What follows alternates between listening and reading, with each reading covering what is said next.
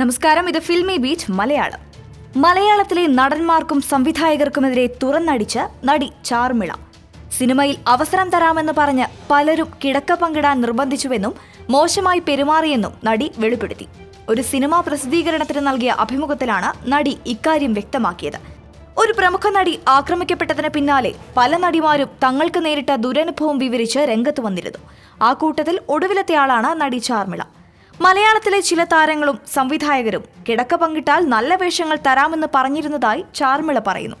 മലയാളത്തിൽ അഭിനയിക്കാൻ ഇഷ്ടമാണ്, പക്ഷേ കിടന്നു കിട്ടുന്ന ചാൻസ് തനിക്ക് വേണ്ട. പ്രൊഡക്ഷൻ മാനേജർമാരും മറ്റും മോശമായി സംസാരിക്കാറുണ്ടെന്നും ചാർമിള പറയുന്നു. തമിഴിലും തെലുങ്കിലും അമ്മ വേഷമാണ് ചെയ്യുന്നത്. മലയാളത്തിൽ പക്ഷേ അഡ്ജസ്റ്റ് ചെയ്യാമോ എന്നാണ് ചോദിക്കുന്നത്. മലയാളത്തിൽ നിന്ന് മാത്രമേ തന്നോട് ഇങ്ങനെ ചോദിക്കാറുള്ളൂ എന്നും ചാർമിള പറയുന്നു. നടിയെ നടിയായി കാണാതെ വന്ന് കിടക്കൂ എന്ന് പറഞ്ഞാൽ എന്താണ് ചെയ്യേണ്ടത്? കൂടെ കിടന്നാൽ മാത്രമേ നടിയാവുകയുള്ളൂ എന്ന് ചോദിക്കുന്ന ചാർമിള 42 വയസ്സായ തന്റെ പ്രായത്തെ പോലും ബഹുമാനിക്കുന്നില്ലെന്നും കുറ്റപ്പെടുത്തുന്നു. 1991 തയ്യൽക്കാരൻ എന്ന തമിഴ് സിനിമയിലൂടെയാണ് ചാർമിള സിനിമാ മേഖലയിലേക്ക് കാലെടുത്തു വെക്കുന്നത്. സിബി മലയിൽ സംവിധാനം ചെയ്ത ധനമാണ് ചാർമിളയുടെ ആദ്യ മലയാള ചിത്രം. ഈ വാർത്തയോട് പ്രതികരിക്കാം ഒരു കമന്റിലൂടെ. For latest news, like, share and subscribe to filmi beat Malayalam.